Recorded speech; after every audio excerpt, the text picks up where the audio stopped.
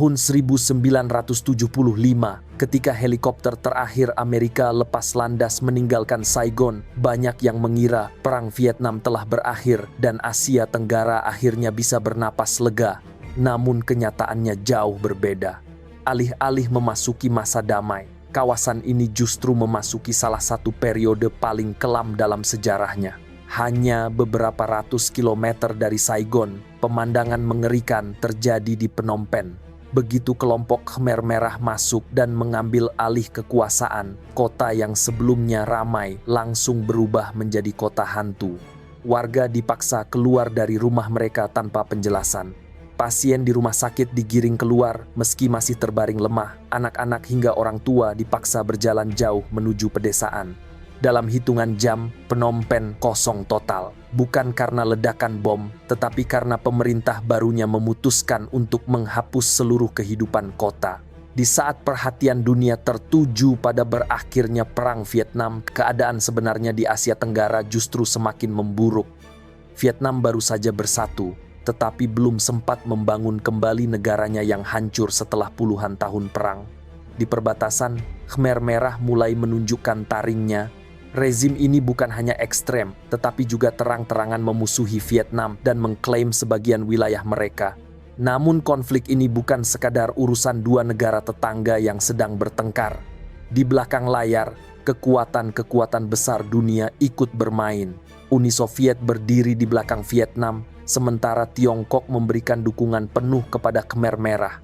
Perebutan pengaruh antara dua raksasa komunis inilah yang membuat konflik kecil di perbatasan berubah menjadi pertarungan skala regional.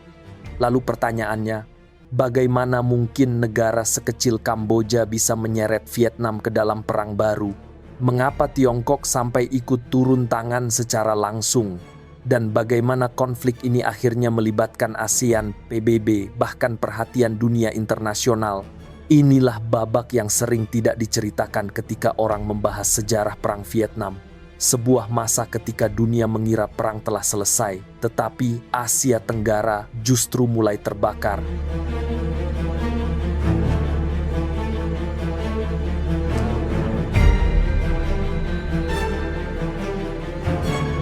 Tahun 1975 menjadi titik balik terbesar dalam sejarah Asia Tenggara modern. Setelah hampir 3 dekade dilanda perang, Vietnam akhirnya bersatu sebagai Republik Sosialis Vietnam.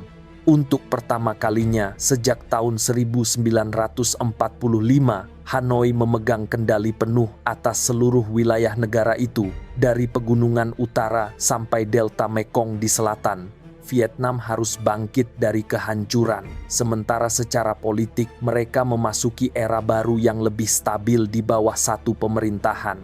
Namun perubahan besar tidak hanya terjadi di Vietnam. Di Laos, kelompok revolusioner Pathet Lao yang selama bertahun-tahun berjuang bersama Vietnam Utara mengambil alih kekuasaan dan mendirikan Republik Demokratik Rakyat Laos. Kepemimpinan baru ini membawa Laos masuk ke orbit politik yang sejalan dengan Hanoi dan Uni Soviet. Bagi banyak warga Laos, perubahan ini berarti berubahnya sistem pemerintahan secara total dari monarki tradisional menjadi negara sosialis di bawah kontrol ketat Partai Komunis. Sementara itu, Kamboja mengalami transformasi yang jauh lebih ekstrem.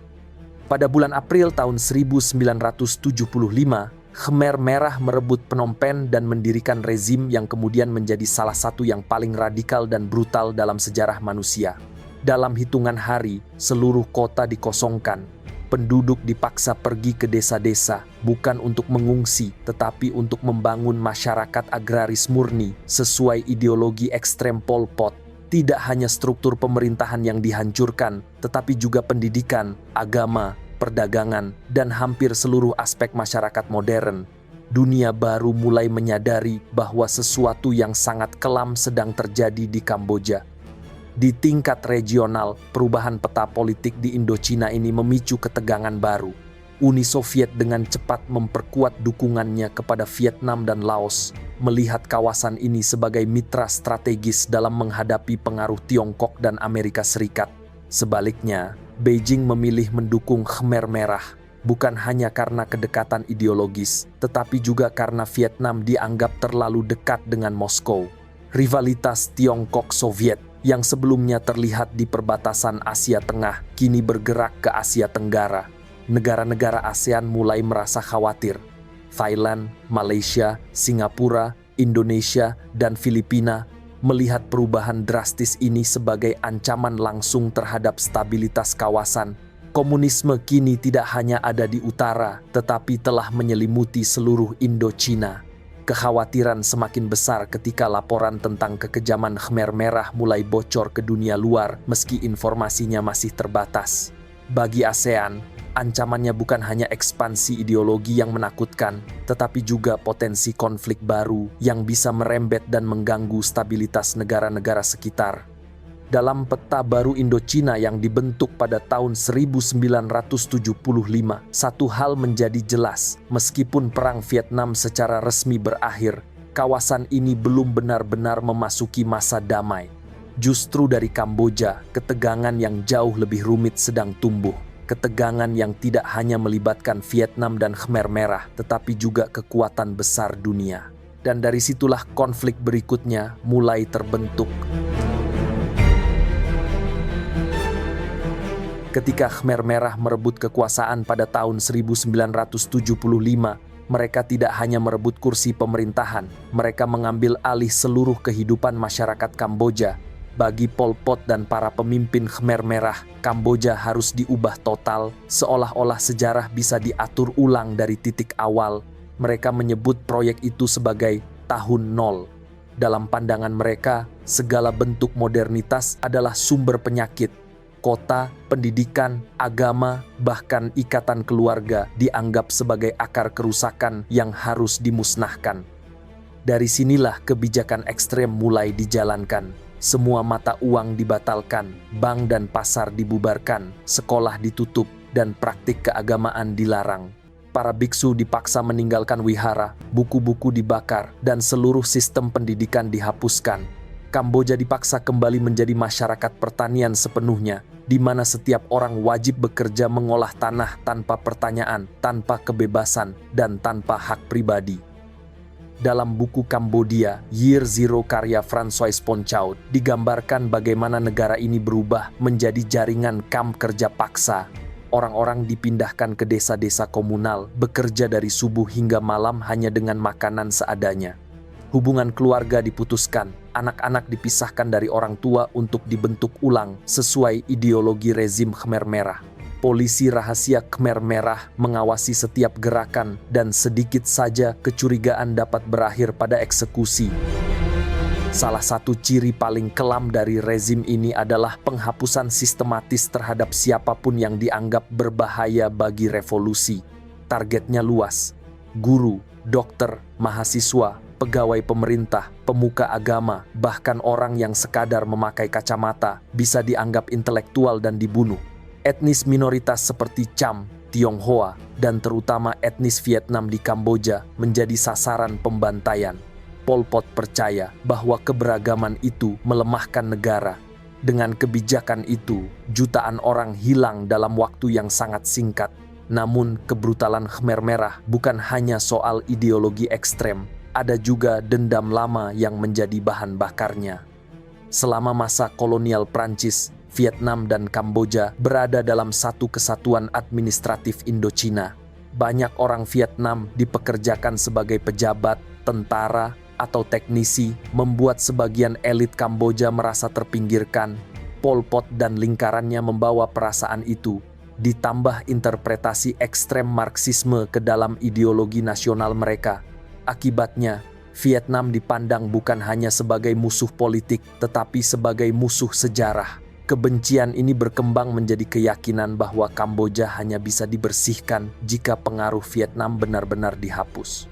Sentimen itu kemudian melahirkan tindakan brutal di sepanjang perbatasan, pembunuhan warga Vietnam, penyerangan desa-desa, dan serangkaian provokasi bersenjata. Bagi Khmer Merah, perang dengan Vietnam bukan sekadar kemungkinan, itu adalah bagian dari revolusi yang mereka yakini. Disinilah konflik baru mulai tumbuh. Vietnam yang baru saja menyatukan negaranya dan berusaha bangkit dari puing-puing perang, kini menghadapi ancaman dari rezim tetangga yang jauh lebih ekstrem dan tidak dapat diprediksi. Apa yang dimulai sebagai revolusi internal di Kamboja perlahan berubah menjadi sumber ketegangan yang mendorong kawasan menuju perang baru. Dan ketika bentrokan perbatasan berubah menjadi pembantaian terbuka, Vietnam akhirnya menyadari bahwa konfrontasi dengan Khmer Merah bukan lagi pilihan, tetapi sesuatu yang tidak dapat dihindarkan.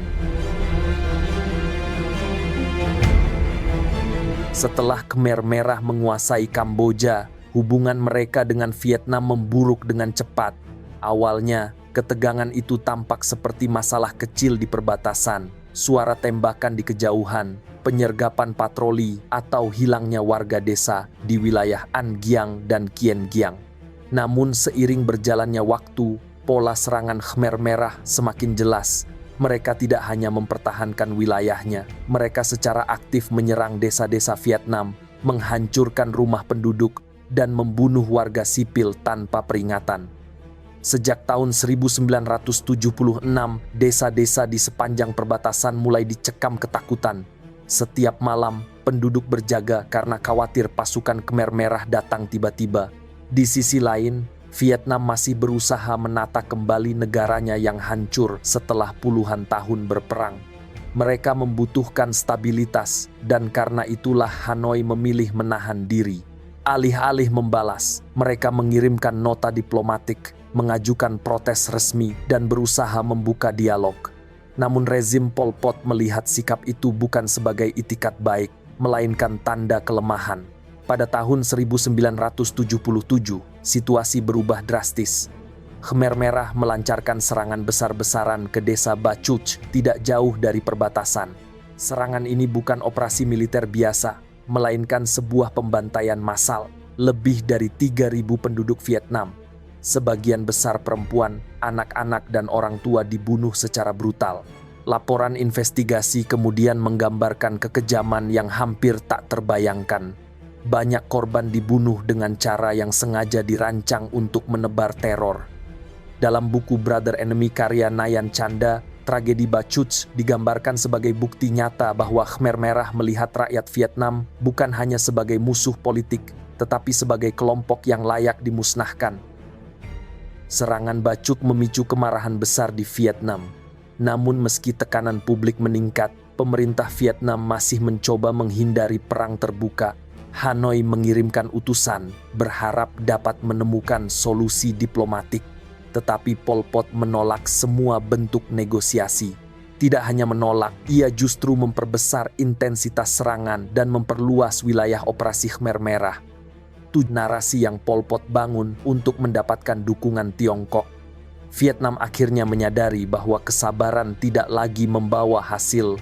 Pembantaian Bachuch menunjukkan bahwa Khmer Merah bukan sekadar agresif, tetapi juga tidak dapat diprediksi. Setiap upaya diplomasi justru ditertawakan, dan catatan protes tidak pernah mendapat jawaban. Jika Vietnam terus menahan diri, korban sipil akan terus berjatuhan, dan perbatasan selatan akan menjadi medan pembantaian tanpa akhir. Pada penghujung 1977, keputusan besar mulai dirumuskan di Hanoi. Pemerintah Vietnam menyimpulkan bahwa ancaman Khmer Merah tidak akan bisa dihentikan dengan protes atau meja perundingan. Demi melindungi rakyatnya dan menjaga stabilitas negara yang baru saja bersatu, Vietnam tidak lagi punya pilihan selain merespons dengan cara yang lebih tegas.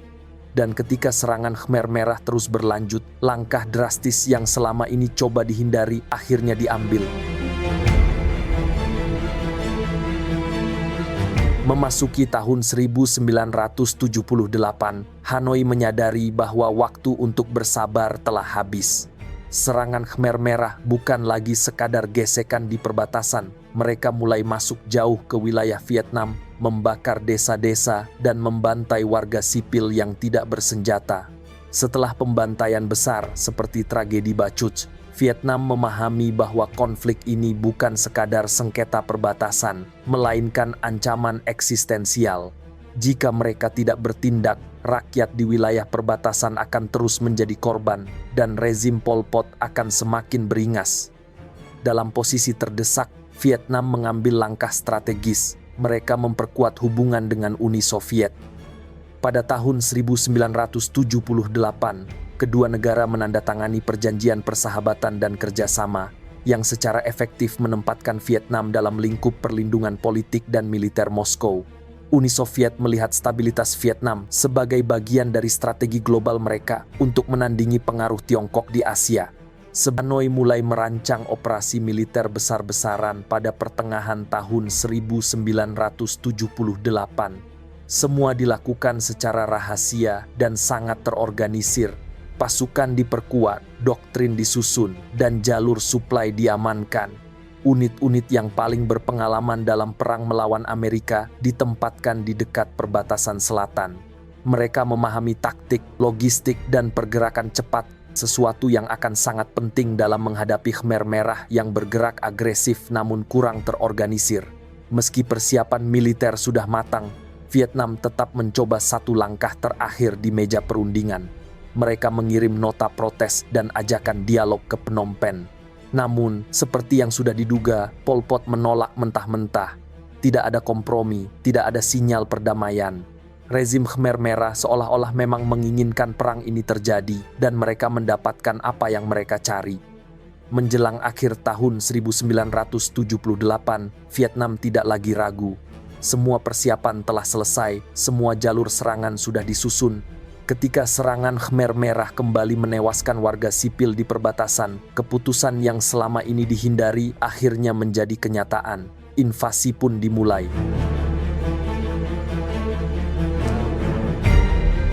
Ketika serangan Khmer Merah semakin brutal dan diplomasi tidak menghasilkan apapun, Vietnam akhirnya mengambil langkah yang selama ini mereka hindari. Pada akhir Desember 1978, Hanoi melancarkan invasi besar-besaran ke Kamboja. Sekitar 150.000 tentara dikerahkan, sebagian besar merupakan pasukan berpengalaman yang pernah bertempur melawan Amerika. Bagi Vietnam, operasi ini bukan sekadar serangan militer, melainkan misi penyelamatan untuk menghentikan pertumpahan darah yang terus menghantui perbatasan mereka.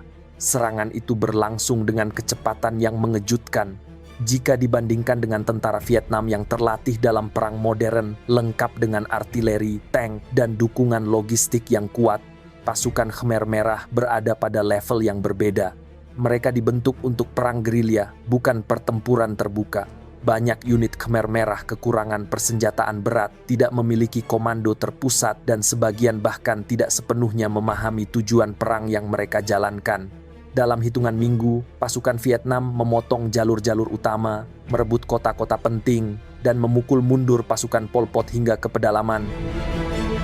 Dalam buku The Tragedy of Cambodian History karya David P. Chandler, dijelaskan bagaimana pasukan Khmer Merah runtuh bukan hanya karena kekurangan senjata, tetapi karena sistem internal mereka memang tidak dirancang untuk menghadapi perang konvensional.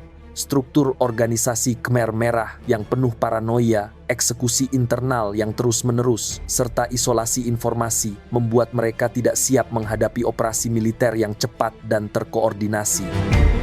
Pada 7 Januari 1979, pasukan Vietnam memasuki Khmer Merah telah melarikan diri sebelum Vietnam tiba, meninggalkan kota yang kosong, kotor, dan penuh jejak tragedi. Sekolah yang berubah menjadi penjara, ladang-ladang kerja bagi banyak warga Kamboja yang selamat. Kedatangan Vietnam bukan penjajahan, melainkan pembebasan dari rezim yang menghancurkan hidup mereka.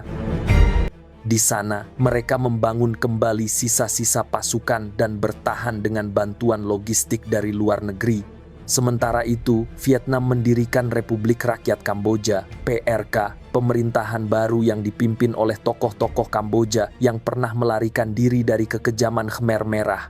PRK diarahkan untuk memulihkan negara, membuka kembali sekolah, rumah sakit, dan membangun kembali kehidupan yang telah dihancurkan rezim lama. Namun meski secara militer invasi Vietnam dianggap sukses besar, kemenangan itu membawa konsekuensi politik yang rumit. Di mata Hanoi, operasi tersebut adalah tindakan perlindungan, bukan hanya bagi rakyat Kamboja, tetapi juga bagi stabilitas Vietnam sendiri. Namun di mata negara-negara besar yang berpengaruh dalam politik global saat itu, invasi tersebut dianggap sebagai tindakan ekspansi. Bahkan setelah digulingkan, Khmer Merah tetap mempertahankan kursi Kamboja di Perserikatan Bangsa-Bangsa dengan dukungan sejumlah negara. Dan satu negara yang paling terusik oleh keberhasilan Vietnam adalah Tiongkok. Dukungan Beijing terhadap Pol Pot bukan hanya soal ideologi, tetapi juga upaya mempertahankan pengaruh di Asia Tenggara. Kejatuhan Phnom Penh ke tangan Vietnam membuat Beijing merasa harus merespons. Tidak lama kemudian, sebuah perang baru pun dimulai. Invasi Vietnam ke Kamboja pada akhir tahun 1978 hingga awal 1979 tidak hanya menggulingkan rezim Khmer Merah. Bagi Tiongkok, itu adalah pukulan keras terhadap pengaruhnya. Beijing telah lama mendukung Pol Pot baik dengan senjata, pelatihan maupun bantuan finansial karena melihat Khmer Merah sebagai penyeimbang kekuatan Soviet dan Vietnam di Asia Tenggara. Ketika Phnom Penh jatuh dan Deng Xiaoping and the Transformation of China karya Ezra Vogel digambarkan bagaimana Deng melihat perang ini sebagai tindakan demonstratif. Tujuannya bukan merebut wilayah Vietnam, tetapi menunjukkan bahwa Tiongkok masih merupakan kekuatan militer yang patut diperhitungkan, baik oleh Vietnam maupun Uni Soviet. Perang ini adalah pesan politik yang dikemas dalam operasi militer. Pada 17 Februari 1979, ratusan ribu pasukan Tiongkok menyerbu Vietnam Utara. Mereka bergerak cepat melintasi perbatasan, menyerang kota-kota utama seperti Lang Son, Lao Cai, dan Cao Bang. Serangan ini dilakukan secara terbuka tanpa upaya menyembunyikan motif atau kekuatan. Tiongkok ingin dunia melihat bahwa mereka mampu menghukum Vietnam. Meski demikian, operasi itu tidak berjalan mudah. Vietnam, yang baru saja menempatkan sebagian pasukannya di Kamboja, masih memiliki ribuan veteran perang melawan Amerika di wilayah utara. Mereka bukan pasukan baru, mereka adalah prajurit yang terbiasa menghadapi kekuatan besar, mengenal medan hutan dan pegunungan, dan mampu bertahan dalam kondisi apapun. Vietnam mengandalkan taktik pertahanan berlapis, ranjau, artileri posisi tinggi, dan perang kota untuk memperlambat laju Tiongkok.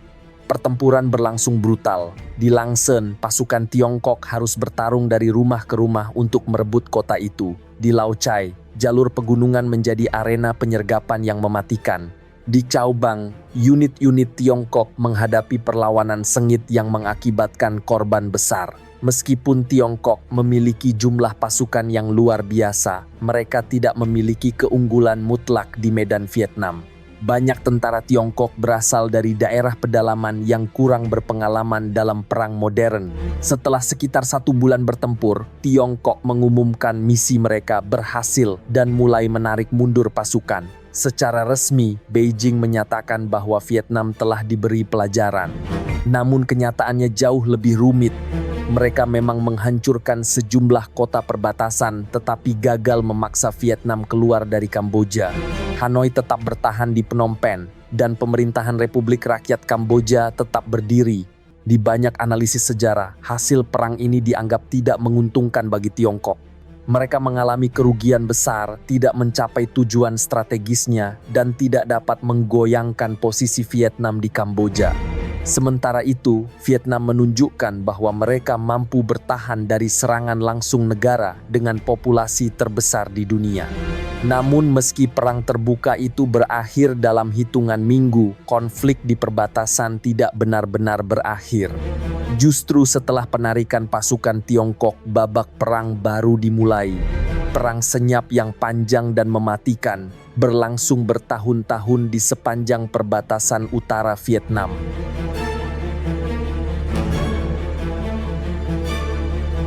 Meski Tiongkok menarik pasukannya pada Maret 1979 dan mengklaim kemenangan, konflik sebenarnya tidak berhenti. Justru setelah perang besar itu berakhir, perbatasan Vietnam-Tiongkok berubah menjadi salah satu garis tempur paling aktif di Asia selama lebih dari 6 tahun. Bentrokan kecil, penembakan artileri, penyergapan, dan perebutan bukit-bukit strategis berlangsung tanpa henti. Perang yang tidak lagi terlihat di televisi ini menjadi jauh lebih melelahkan bagi kedua negara. Di pihak Tiongkok, strategi baru mulai dijalankan. Mereka tidak lagi berusaha menaklukkan Vietnam secara langsung, melainkan memilih cara tidak langsung memperkuat pasukan anti-Vietnam di Kamboja.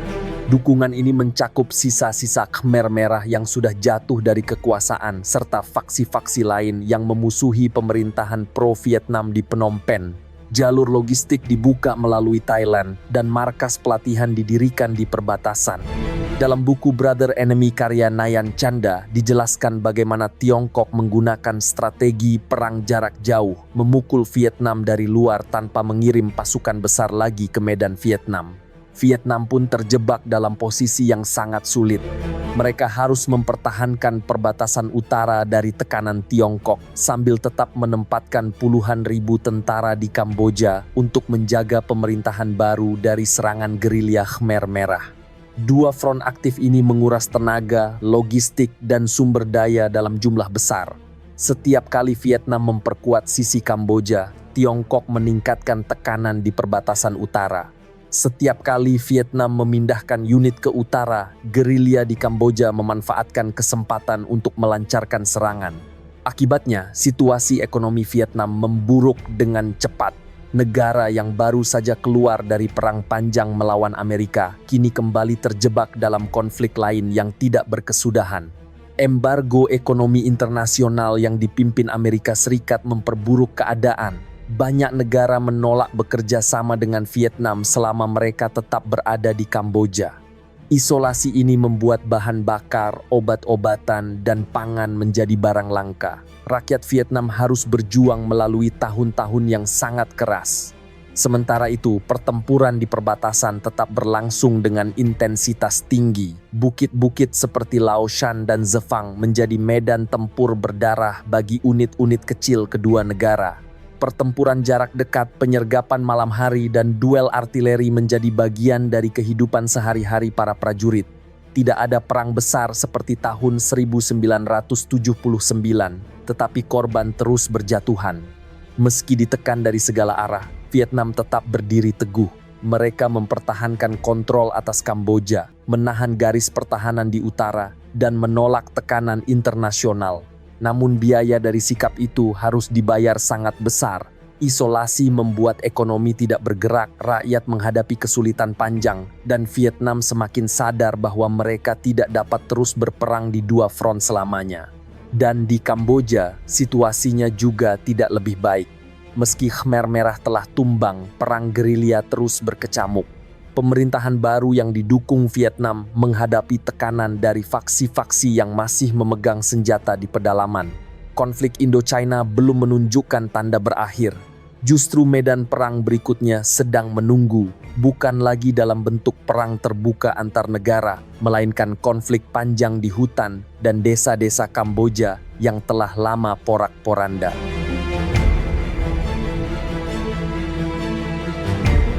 Mereka tidak menyerah, tidak bubar, dan tidak menerima kekalahan.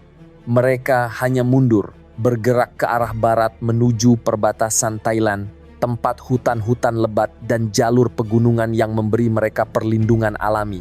Di sanalah mereka membangun kembali kekuatan, bukan sebagai negara, tetapi sebagai gerakan gerilya yang licin dan sulit dihancurkan. Khmer Merah tidak bergerak sendirian. Thailand, yang khawatir melihat Vietnam menguasai Kamboja, mengizinkan mereka beroperasi di wilayah dekat perbatasan. Tiongkok mengirimkan senjata, logistik, pelatihan, dan dukungan politik secara terbuka. Negara-negara Barat, terutama Amerika Serikat dan Inggris, tidak memberikan senjata secara langsung, tetapi memberi dukungan diplomatik dengan mempertahankan kursi Kamboja di PBB tetap dipegang oleh koalisi yang mencakup Khmer Merah. Semua ini terjadi karena satu alasan sederhana: dunia ingin menekan Vietnam, bukan menyelamatkan Kamboja. Dalam buku When the War Was Over, karya Elizabeth Becker, dijelaskan bagaimana dunia luar melihat Kamboja bukan sebagai tragedi kemanusiaan, tetapi sebagai papan catur geopolitik. Ketika Vietnam mendirikan pemerintahan baru di Phnom Penh, banyak negara menolaknya bukan karena meragukan legitimate pemerintahannya, tetapi karena mereka tidak ingin memberi keuntungan diplomatik kepada Vietnam dan Uni Soviet. Dengan dukungan eksternal tersebut, Khmer Merah mulai melancarkan perang gerilya panjang yang menguras energi pemerintahan baru. Mereka menyerang pos militer, menyergap konvoi, meletakkan ranjau, dan memanfaatkan jalur hutan untuk menghindari kontak langsung. Setiap kali tentara Kamboja dan Vietnam menekan mereka, Khmer Merah cukup mundur ke wilayah Thailand, yang pada saat itu menjadi zona aman secara de facto. Rakyat Kamboja kembali terjebak di tengah pusaran konflik. Mereka baru saja keluar dari kengerian rezim Pol Pot, tetapi kini harus hidup di bawah bayang-bayang perang gerilya yang tak kunjung usai. Banyak keluarga tidak tahu apakah harus lari ke wilayah pemerintah, ke kamp pengungsi, atau bersembunyi di hutan. Hidup mereka ditentukan oleh siapa yang menguasai jalan pada malam itu. Sementara itu, kamp-kamp pengungsi di sepanjang perbatasan Thailand menjadi pusat aktivitas politik dan militer. Secara resmi, kamp-kamp itu berfungsi untuk menampung warga yang melarikan diri dari perang. Tetapi secara praktis, kamp-kamp itu menjadi tempat rekrutmen, pelatihan, dan pengorganisasian pasukan anti-Vietnam, termasuk Khmer Merah. Di balik tenda-tenda bantuan internasional, keputusan politik dan strategi militer disusun tanpa diketahui oleh dunia luar. Pemerintahan Republik Rakyat Kamboja yang didukung Vietnam berusaha keras mempertahankan kontrol wilayah, tetapi menghadapi keterbatasan sumber daya yang serius. Sementara Vietnam harus mempertahankan dua front sekaligus, melawan Tiongkok di utara dan Khmer Merah di Kamboja. Pemerintahan Phnom Penh menghadapi tantangan membangun negara yang porak-poranda sambil menghadapi gerilya hampir setiap hari. Konflik berkepanjangan ini membuat seluruh kawasan Asia Tenggara semakin tegang. ASEAN melihat perang di Kamboja bukan hanya konflik internal, tetapi ancaman regional yang dapat memicu ketidakstabilan jangka panjang. Dan ketika semakin banyak negara terlibat, secara terbuka maupun diam-diam, Indochina berubah menjadi salah satu konflik internasional paling rumit di era Perang Dingin. Perang gerilya Khmer Merah terus berlangsung dan dunia masih jauh dari penyelesaian. Perang di perbatasan kini meluas menjadi pertarungan diplomatik, ekonomi, dan politik yang melibatkan negara-negara besar maupun kecil. Dan disinilah ASEAN mulai memainkan peran yang jauh lebih besar. Ketika perang gerilya di Kamboja terus berkecamuk, negara-negara ASEAN mulai melihat bahwa konflik ini tidak bisa dibiarkan berlarut-larut. Yang mereka lihat bukan sekadar perang saudara di negara tetangga, melainkan ancaman langsung terhadap stabilitas Asia Tenggara. Bagi Indonesia, Malaysia, Singapura, Thailand, dan Filipina, kehadiran militer Vietnam di Kamboja bukan persoalan lokal semata, melainkan bagian dari dinamika besar Perang Dingin yang kini membayangi kawasan. Vietnam, setelah memenangkan perang melawan Amerika, kini bersekutu erat dengan Uni Soviet. Kedua negara menandatangani perjanjian pertahanan. Soviet memberikan bantuan militer dan ekonomi, sementara Uni Soviet memperoleh akses ke pangkalan strategis di wilayah Vietnam. Dalam kacamata para pemimpin ASEAN, kombinasi Vietnam dan Soviet menciptakan kekuatan baru yang berpotensi membentuk blok komunis Indochina. Sebuah skenario yang dianggap dapat mengubah keseimbangan kekuatan di Asia Tenggara secara drastis. Dalam buku In Search of Southeast Asia, karya David Joel Steinberg and Team, dijelaskan bagaimana para pemimpin ASEAN melihat konflik Kamboja sebagai ancaman terhadap keseimbangan kekuatan regional. Mereka tidak ingin kawasan itu jatuh sepenuhnya di bawah pengaruh Soviet, apalagi setelah pengalaman pahit kolonialisme dan intervensi asing di masa lalu. Karena itu, ASEAN memilih jalur diplomasi agresif, bukan menyerang Vietnam, tetapi mengisolasinya secara politik. Strateginya jelas, membentuk satu suara di PBB. Dengan dukungan Amerika Serikat, Tiongkok, dan negara Barat, ASEAN berhasil mempertahankan kursi Kamboja di Perserikatan Bangsa-Bangsa untuk koalisi anti-Vietnam.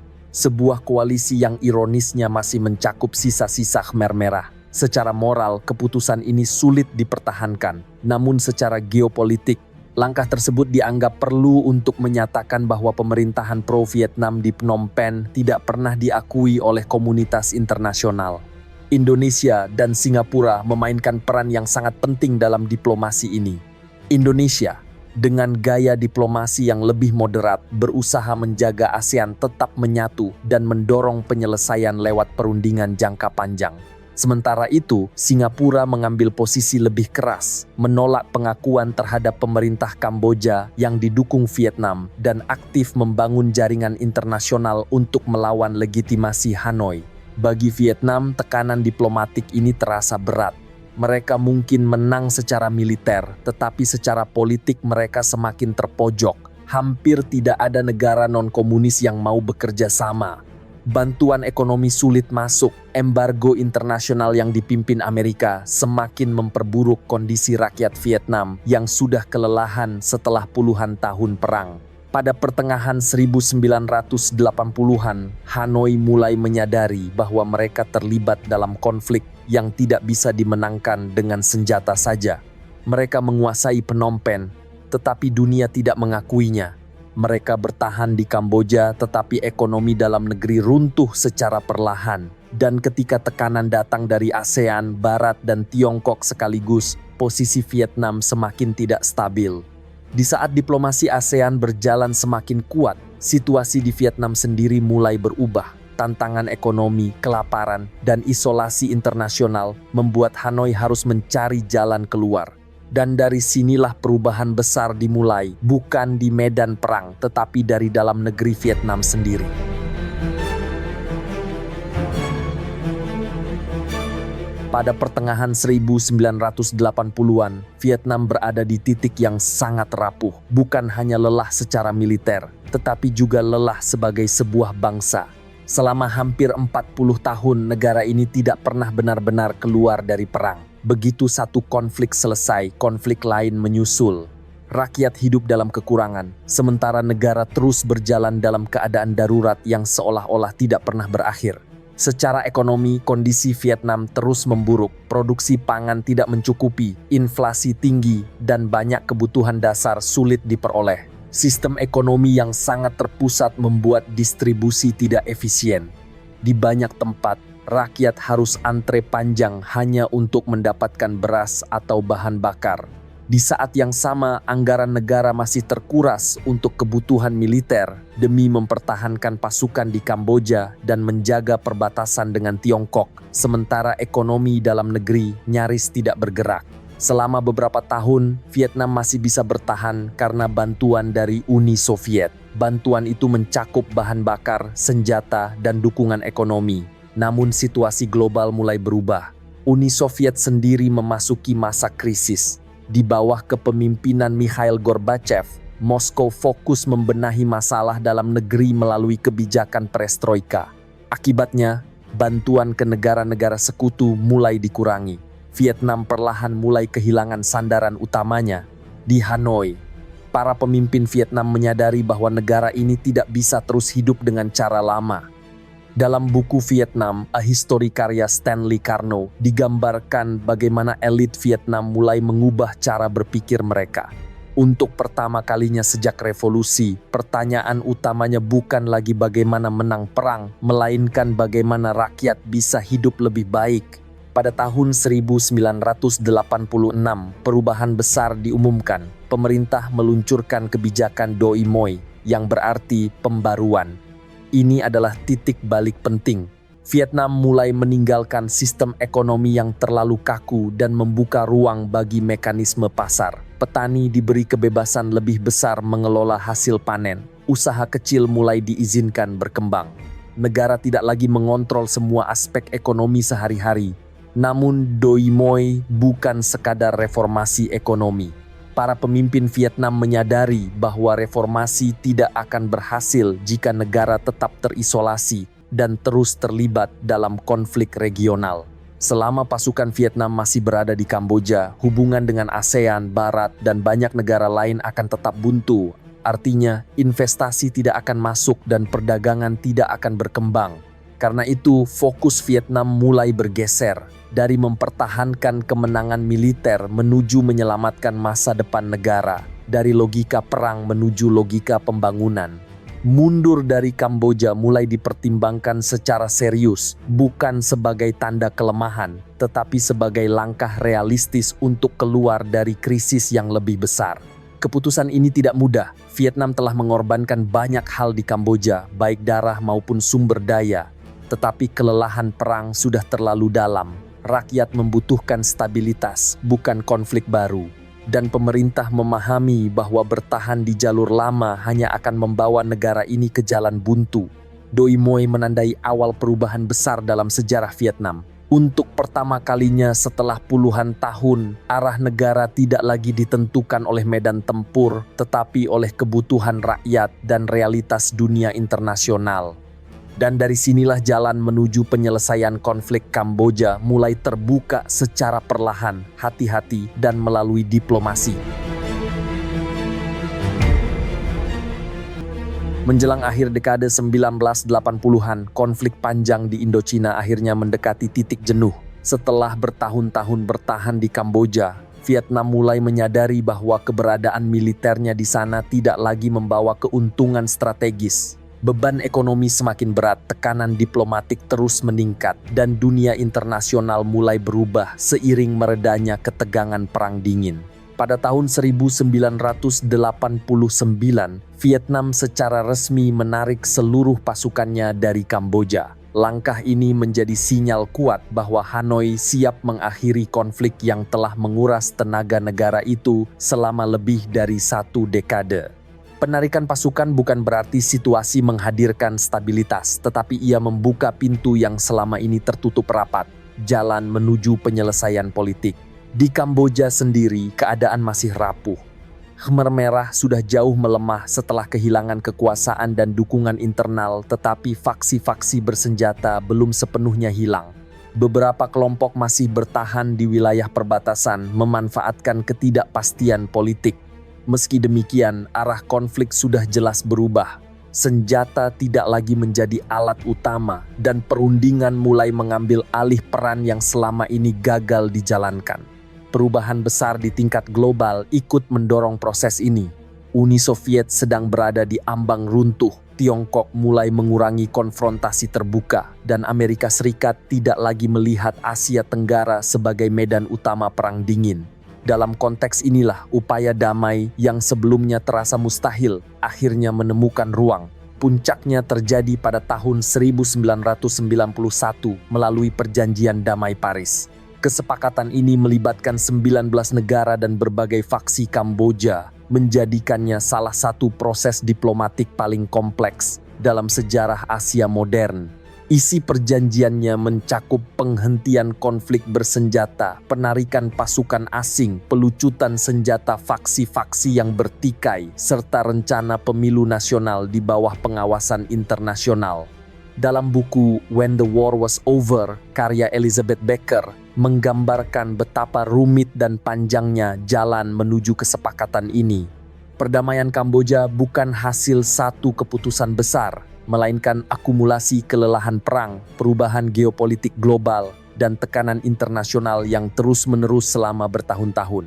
Setelah perjanjian ditandatangani, Perserikatan Bangsa-Bangsa mengambil peran utama dengan membentuk UNTAC, United Nations Transitional Authority in Cambodia. PBB diberi mandat luas, menjaga keamanan, mengawasi administrasi sementara, memfasilitasi pemulangan pengungsi, serta menyiapkan pemilu nasional. Ini menjadi salah satu misi penjaga perdamaian terbesar dan paling ambisius yang pernah dilakukan PBB. Bagi rakyat Kamboja, periode ini bukan akhir dari penderitaan, tetapi awal dari proses panjang menuju pemulihan. Negara itu masih harus menghadapi trauma mendalam, kehancuran sosial, dan luka yang tidak mudah disembuhkan. Namun, untuk pertama kalinya setelah puluhan tahun, masa depan Kamboja tidak lagi ditentukan sepenuhnya oleh senjata.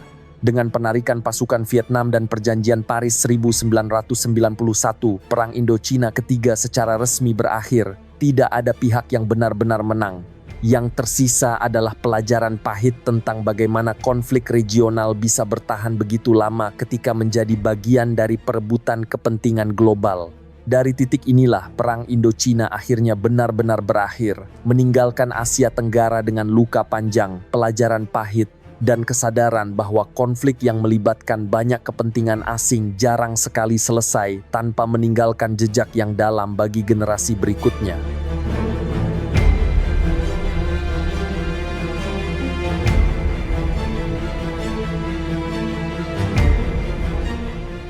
Perang Indochina akhirnya benar-benar berakhir bukan karena satu pihak menang mutlak, tetapi karena semua pihak kelelahan.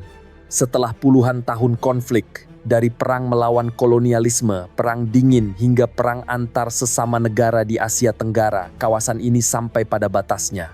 Tidak ada lagi sumber daya, tidak ada lagi legitimasi, dan tidak ada lagi alasan untuk terus mempertahankan perang yang tak kunjung selesai. Vietnam keluar dari konflik ini sebagai negara yang selamat, tetapi dengan harga yang sangat mahal. Kemenangan militer mereka di Kamboja justru membawa isolasi internasional, kemiskinan, dan penderitaan rakyatnya sendiri. Baru setelah memilih reformasi dan diplomasi, Vietnam bisa perlahan bangkit dan kembali ke dunia internasional.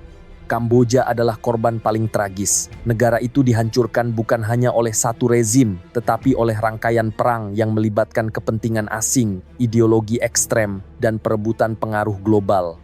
Genosida Khmer Merah, perang gerilya, dan ketidakstabilan panjang meninggalkan luka yang tidak bisa sembuh dalam satu generasi. Sementara itu, negara-negara ASEAN belajar bahwa stabilitas kawasan tidak bisa dijaga dengan senjata saja. Diplomasi, kesabaran, dan kerjasama regional akhirnya menjadi kunci untuk mencegah Asia Tenggara kembali menjadi medan perang kekuatan besar. Perang Indochina menjadi pengingat pahit tentang apa yang terjadi ketika konflik lokal dibiarkan tumbuh menjadi ajang perebutan kepentingan global. Sejarah Perang Indochina menunjukkan satu pola yang berulang. Negara kecil sering membayar harga paling mahal ketika kekuatan besar bertarung melalui mereka. Ideologi datang dan pergi, aliansi berubah, tetapi yang tertinggal selalu rakyat biasa, mereka yang tidak pernah duduk di meja perundingan tetapi menanggung seluruh akibatnya. Dan mungkin inilah pelajaran terpenting dari Perang Indochina, bahwa perang hampir selalu dimulai oleh ambisi, dipelihara oleh ideologi, dan diakhiri oleh kelelahan. Sementara yang paling lama mengingatnya adalah mereka yang kehilangan rumah, keluarga, dan masa depan. Dengan berakhirnya perang ini, Asia Tenggara tidak menemukan kedamaian yang sempurna, tetapi menemukan satu hal yang jauh lebih penting, kesadaran bahwa perang seperti ini tidak boleh terulang lagi.